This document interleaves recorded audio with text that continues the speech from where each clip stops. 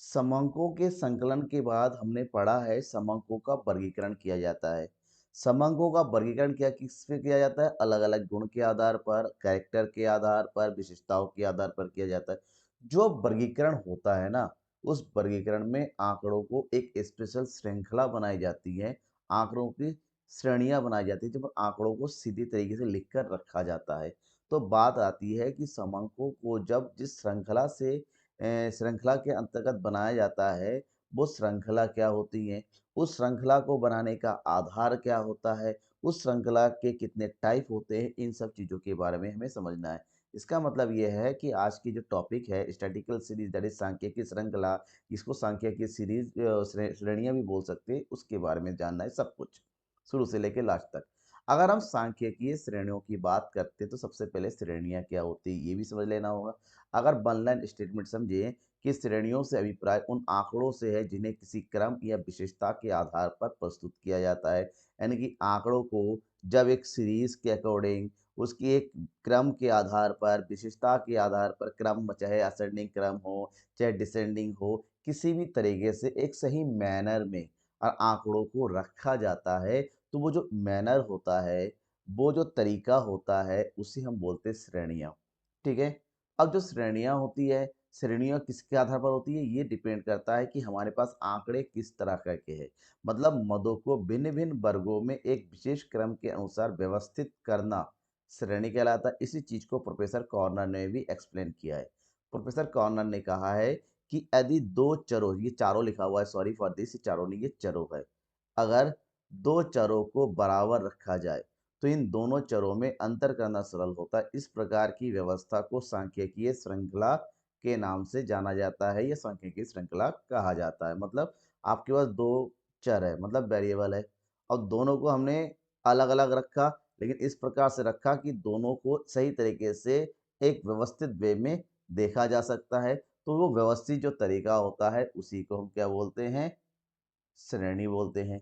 जो श्रेणियाँ बनाई जाती हैं, जो सीरीज़ बनाए जाते हैं सांख्यिकी के समंकों का, जो समंकों की श्रेणियाँ हैं वो 2 प्रकार की होती हैं। एक है व्यक्तिगत श्रेणी और एक होता है आवर्ती श्रेणी। व्यक्तिगत श्रेणी मतलब क्या होता है? मैं आपको अभी एक्सप्लेन करूँगा, डिटेल्स में भी समझ लें। व्यक्तिगत श्रेणी वो श्रेणी होती है, जहाँ पर केवल और केवल सूचनाएँ दी होती हैं। यानी कि हमारे पास केवल इन्फॉर्मेशन होता है, ठीक है? मतलब हमारे पास केवल एक नंबर दे रखा होता है, इसके अलावा कुछ नहीं होता है। जबकि आवर्ती वितरण श्रेणी में हमारे पास सूचनाओं के अलावा उसकी आवृत्ति भी दी होती है, मतलब वो कितनी बार है। जैसे हमारे पास मार्क्स दे रखे हैं, बच्चों के एग्ज़ाम में आने वाले अंक, साथ ही साथ कितने अंक लाने वाले, कितनी संख्या है, कितने बच्चे, वो भी दे रखा है। जब हमारे पास आवर्तियाँ और साथ ही साथ इन्फॉर्मेशन दोनों दी होती हैं, तो ऐसी श्रेणी को हम आवर्ती वितरण श्रेणी बोलते हैं, फ्रीक्वेंसी सीरीज़। फ्रीक्वेंसी सीरीज 2 तरह की होती हैं, एक है खंडित श्रेणी और एक है अखंडित श्रेणी। इन दोनों को किस प्रकार से लिखा जाता है, किस तरीके से शो किया जाता है, इनके बारे में भी हमें समझना है। लेकिन एक-एक करके सबसे पहले हम व्यक्तिगत श्रेणी से शुरू करते हैं। व्यक्तिगत श्रेणी का मतलब जहाँ पर केवल हमारे पास एक सिंगल आंकड़ा दे के सिंगल इन्फॉर्मेशन दे रखा होता है नंबरों में। हम जैसे अंक दे रखा है, बस मार्क्स दे रखा है कि हमारे क्लास 10th में इतने मार्क्स आए, क्लास 12th में इतने मार्क्स, तो हमारे के पास क्लास 12 के एक सिंगल मार्क्स दे रखा होगा और कुछ नहीं। ऐसे व्यक्तिगत श्रेणी की जो सूचनाएँ होती हैं, जो आंकड़े होते हैं, उनको हम 3 क्रम में दिखा सकते हैं। एक वर्णमाला के अनुसार, यानी कि अल्फ़ाबेटिकल के हिसाब से, एक आरोही क्रम के अनुसार और दूसरा है अवरोही क्रम के अनुसार। चलिए इसको विद एग्ज़ाम्पल समझ लेते हैं हम। अब एग्ज़ाम्पल की बात करते हैं। सबसे पहला एग्ज़ाम्पल है व्यक्तिगत श्रेणी, इंडिविजुअल सीरीज़। व्यक्तिगत श्रेणी मतलब यहाँ पर केवल एक सिंगल आइटम दे रखा होता है। व्यक्तिगत श्रृंखला से हमें हमारा अभिप्राय अनुसंधान से प्राप्त, ठीक है ना,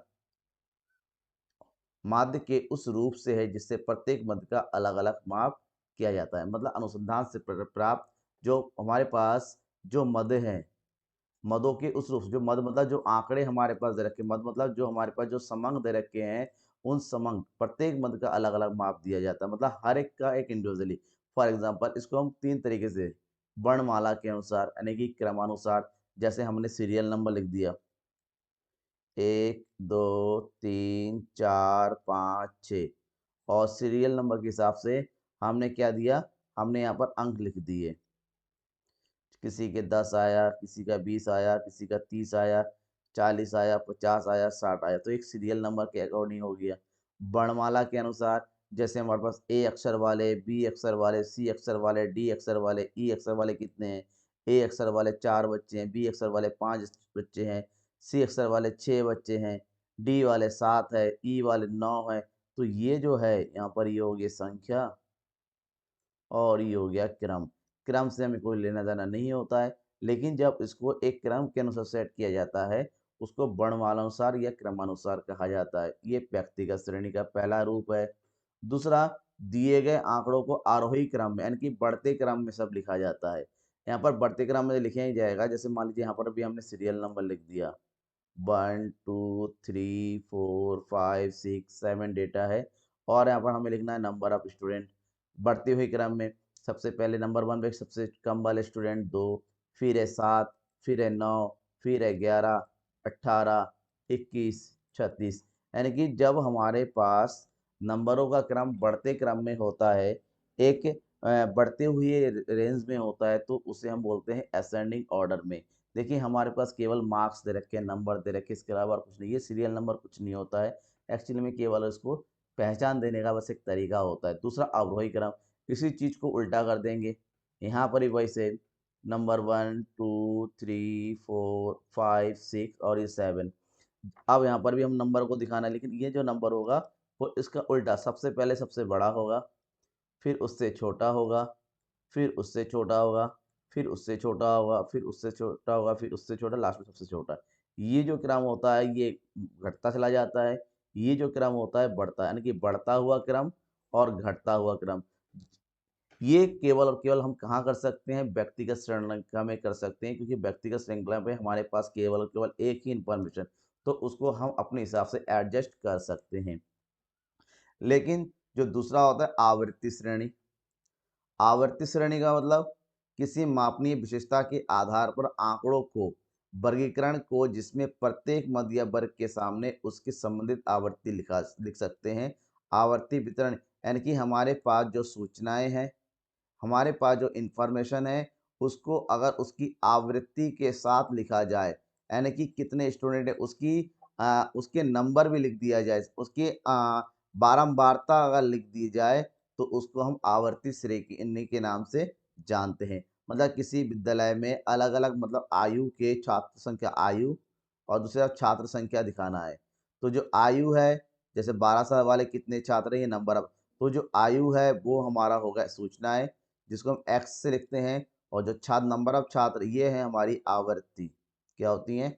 आवृत्ति, जिसको हम फ्रीक्वेंसी एफ से शो करते हैं। चर के आधार पर वर्गीकरण का सारणी के रूप में प्रदर्शन, जबकि मूल्य सामने उसकी संबंधित आवृत्ति को लिखा जाता है। मतलब जब हमारे पास मूल्य और सूचना के सामने उसकी आवृत्ति लिखा जाता है, तो इसको आवर्ती वितरण या फिर बारंबारता कहा जाता है। समझ में आ गया? एक्चुअली में इसको कन्वर्ट करने का तरीका भी होता है, वो भी मैं आपको बताऊँगा। अब जो आवर्ती वितरण होता है वो 2 प्रकार का होता है।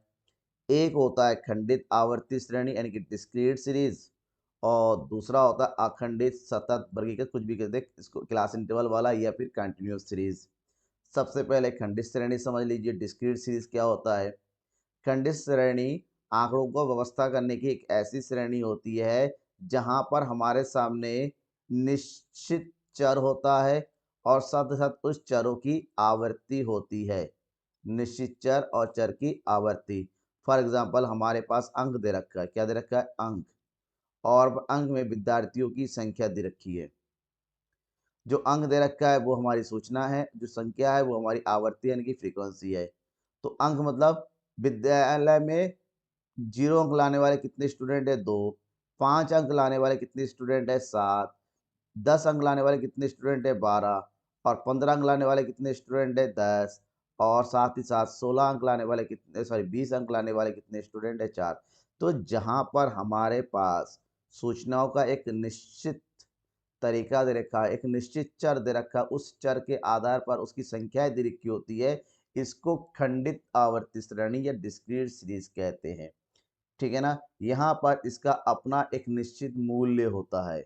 इसका एक निश्चित संख्याएँ होती, उस मूल्य को हम खंडित आवर्ती श्रेणी के नाम से जानते हैं। ठीक है, यहाँ पर इसको अलग से किसी तरह का आरोही अवरोही क्रम में लगाने की कोई जरूरत नहीं होती है, वो केवल व्यक्तिगत श्रेणी में होती है क्योंकि ये ऑलरेडी क्रम से ही होता है। ठीक है, दूसरा है,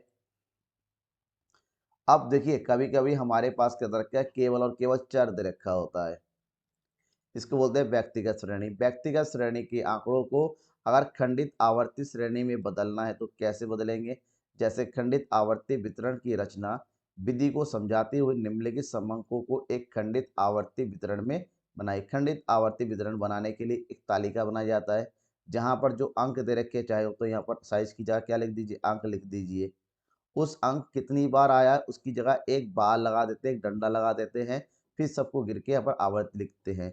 तो जो अंक होता है हम कोशिश करेंगे उसको एक सीरियल से लेके, कोशिश करेंगे एक सीरियल लिखेंगे ताकि कोई अंक छोटे ना। सबसे छोटा अंक कौन सा दिख रहा है यहाँ पर, 17, तो हमने यहाँ पर 17 लिख दिया। अब 17 कितनी बार है वो गिनिए, एक, तो एक डंडा, एक, दो, तीन, चार, ये 4 बार आया है। इसके सामने इसकी आवृत्ति लिख दीजिए कि ये 4 है। ठीक है, फिर 17 बाद कौन है, 18, 18, 18 कितनी बार आया है, एक, दो, तीन, चार, पाँच। पाँच पे करो, जैसे 5 आता है यहाँ पर एक क्रॉस लगा देते हैं, 5 का एक ग्रुप बना था 5, फिर कितना है, फिर से गिनिए, एक, दो, दो, टोटल कितना हो गया, 5 और 2, 7, 18 के बाद क्या आ रहा है, 19, 19 क्या हो गया देखिए, सुनिए, एक, दो, तीन, चार, पाँच, छ, सात, आठ, नौ, 10, 11, 12, 13, 13 बारह 13, 1, 2, 3, 4, 5, 6, 7, 8, 9, 10, 11, 12, 13, यहाँ पर लिख देंगे 13। 19 के बाद कितना आ जाएगा, 20, गिनिए इसको भी, एक, दो, तीन, चार, पाँच, छ, सात, आठ, नौ, 10, एक, दो, तीन, चार, पाँच, एक, दो, तीन, चार, पाँच ही हो गया, 10, फिर कौन सा आएगा, 21, 21, 21 गिनिए, एक, दो, तीन, चार, पाँच, एक, दो, तीन, चार, पाँच ही हो गया, बस लास्ट में कौन सा है, 22, 22 के कितने हैं, एक,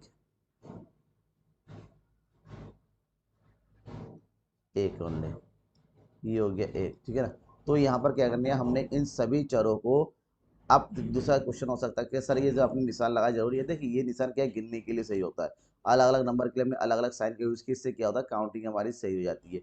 तो ये जो होता है ना, ये जो प्रेजेंटेशन है इसको बोलते हैं हम खंडित आवर्ती श्रेणी। खंडित आवर्ती श्रेणी बनने के बाद दूसरा जो श्रेणी बनता है वो होता है सतत श्रेणी, अखंडित श्रेणी, इंग्लिश में बोलते हैं कंटिन्यूस सीरीज। यहाँ पर किया जाना, जो आंकड़े होते हैं, आंकड़ों को एक सही वर्ग अंतराल के साथ शो किया जाता है। ठीक है ना, आंकड़ों को एक निश्चित वर्ग अंतराल में या आंकड़ों को एक निश्चित समूह में बनाकर शो किया जाता है। जो समूह बनाया जाता है उसको वर्गांतरण श्रेणी बोलते हैं। ठीक है ना, क्या बोलते हैं, वर्गांतर श्रेणी बोलते हैं, जिसको इंग्लिश में बोलते हैं क्लास इंटरवल। ठीक है ना, फॉर एग्जाम्पल हमारे पास अंक हो गए, बच्चों के अंक हो गए, और दूसरी तरफ कितने हैं, छात्र संख्या। जो अंक होंगे वो ग्रुप में होंगे, क्लास इंटरवल है, छात्र संख्या यानी कि फ्रीक्वेंसी। हम मानते हैं 0 से 10 नंबर लाने वाले कितने हैं, 10 से लेके 20 नंबर, 20 से लेके 30, 30 से लेके 40, और 40 से लेके 50, यानी कि जहां पर आंकड़ों को एक निश्चित न्यूनतम मूल्य और अधिकतम मूल्य के हिसाब से शो किया जाता है, उस श्रेणी को वर्ग अंतराल श्रेणी यानी कि अखंडित आवर्ती श्रेणी के नाम से जानते हैं। अब इसको संख्या 0 से 10 लाने वाले 5 स्टूडेंट, 10 से 20 लाने वाले 6, 20 से 30 लाने वाले 12, 30 से 40 लाने वाले 16, और 40 से 50 लाने वाले आपके 15 स्टूडेंट है। तो ये जो इंफॉर्मेशन शो किया जाता है, एक ग्रुप बनाते हुए, एक वर्ग अंतराल बनाते हुए, है ना, एक लिमिट लेते हुए, ऐसे प्रेजेंटेशन को हम जो है खंडित आवर्ती वितरण श्रेणी भी कहते हैं, ठीक है ना। फ्रीक्वेंसी डिस्ट्रीब्यूशन सीरीज, अब देखिए एक्चुअली में ये फ्रीक्वेंसी डिस्ट्रीब्यूशन सीरीज भी अलग अलग टाइप के होते हैं। अब ये अलग अलग टाइप कौन से होते हैं इसको मैं आगे आने वाले नेक्स्ट क्लास में बताऊंगा, नेक्स्ट वीडियो में, जहां आपको बताया जाएगा एक्चुअली में ये सतत आवर्ती श्रेणी या अखंडित आवर्ती श्रेणी कितने टाइप के होते हैं और किस किस तरीके के हो। तो जो समझ में नहीं आया, जो टॉपिक आपको समझ में नहीं आ रहा, वो टॉपिक बेझिझक मुझसे पूछिए, मैं आपको पूरी तरह से बताने की पूरी कोशिश करूंगा ताकि आपको समझ में आ जाए। उसके बावजूद भी कोई भी डाउट रह जाता है, बेझिझक अपने डाउट को आप पूछिए, ठीक है ना। समझ में आ गया, थैंक यू। और हाँ, शेयर करना मत भूलिए अपने दोस्तों के बीच में।